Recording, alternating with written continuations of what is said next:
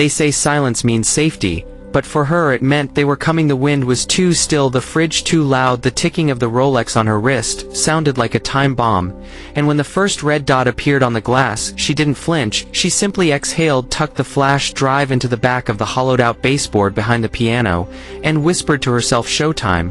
Seconds later the front door exploded off its hinges and tactical boots thundered in screaming FBI down down down guns.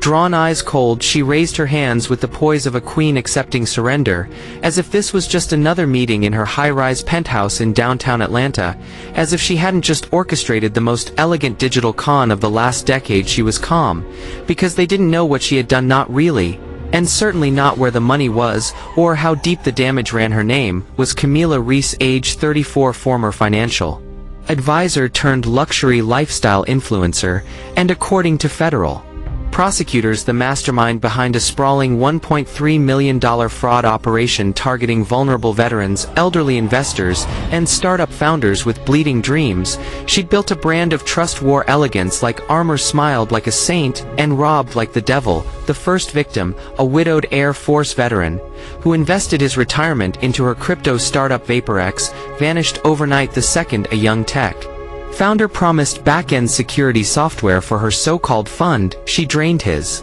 accounts over 2 days, replaced his login with a timer that ticked down to a skull emoji. The third, a single mother, who trusted Camilla with a community real estate grant, and watched the funds disappear along with Camilla's presence from the neighborhood.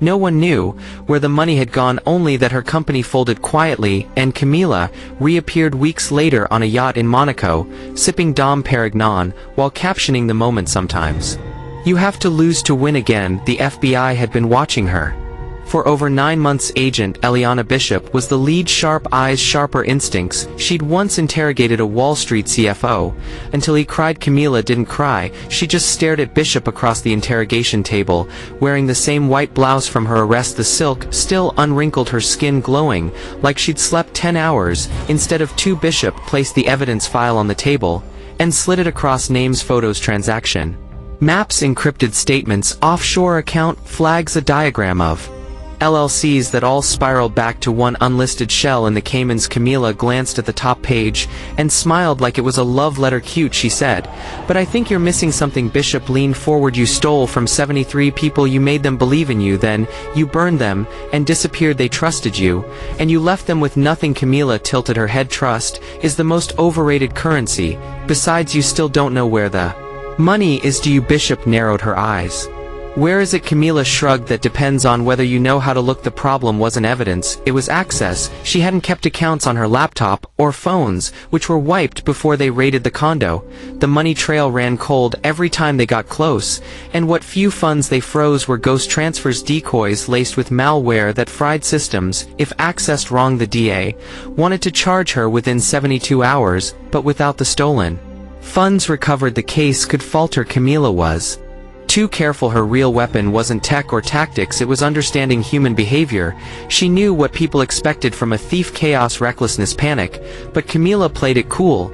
She let them think they were in control. Meanwhile, in the corner of the evidence locker was one item logged as non-essential: Exhibit 29, a cat carrier inside a white Persian named Bishop's aide had noted the irony. Milo, the cat, was registered to Camilla, microchipped, updated, vaccinations, trained to respond to 8 voice commands and 1 silent whistle, but no one cared. It was just a cat, right?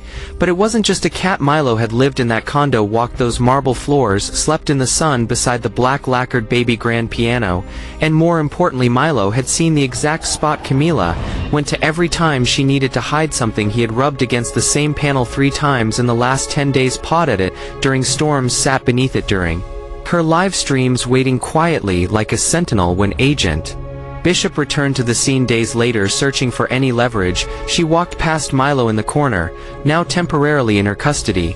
She almost didn't notice when the cat stood and walked away, but something about the animal's deliberate steps caught her eye. He patted across the floor, tail swaying, and sat directly beside the piano, then meowed loudly twice as if calling her over, and when Bishop crouched beside him, confused, Milo pawed the edge of the baseboard gently. Then again Bishop leaned closer and found the faintest seam a groove where the molding didn't align. She pulled, and it shifted open behind the wall, a small velvet pouch, containing a silver flash drive hidden for God knows how long. Breath caught in her throat. She snatched it up, bagged it, and rushed back to headquarters. They decrypted the drive under full surveillance, with internal firewall isolation. Inside, they found access credentials to 4 offshore accounts, a full transaction ledger, and a digital footprint so clean it looked like it had been curated by a surgeon. It was all there, the missing $1.3 million traced step by step through fraudulent investments, false loan applications, fake crypto exchanges, and charity scams,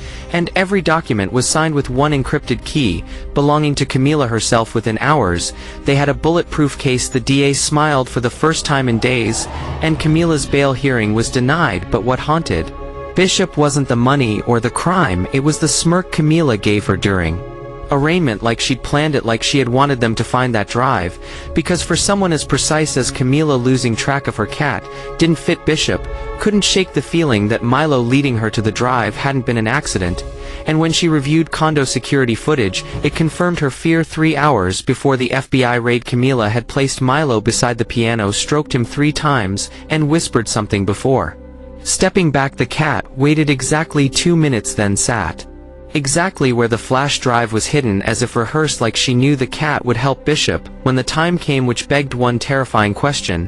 Why, if Camila had hidden the drive so well, why make it easy for the FBI to find? Unless she wanted something bigger. Her sentence was fast-tracked, given the overwhelming evidence. She pled guilty to 19 federal counts of wire fraud, identity theft, and conspiracy, and was sentenced to 21 years at Alderson Correctional Facility. But no one believed that was the end, least of all Bishop, who 2 months later received a plain white envelope with no return address. Inside was a single Polaroid of Milo, sitting beside a new piano, not in evidence, not in the condo, but in an unfamiliar room, sunlight streaming through a bay window behind him, and taped to the back of the photo, a note in Camila's handwriting that read, Milo always liked jazz more than classical. Thanks for watching him. Tell the warden I'll be playing chess again soon. Bishop stared at the photo, then out the window, her spine cold, her instincts screaming, because she'd just realized Camila wasn't done, not by a long shot, and somewhere out there another game had already begun, and the cat knew exactly where the next move was going to land.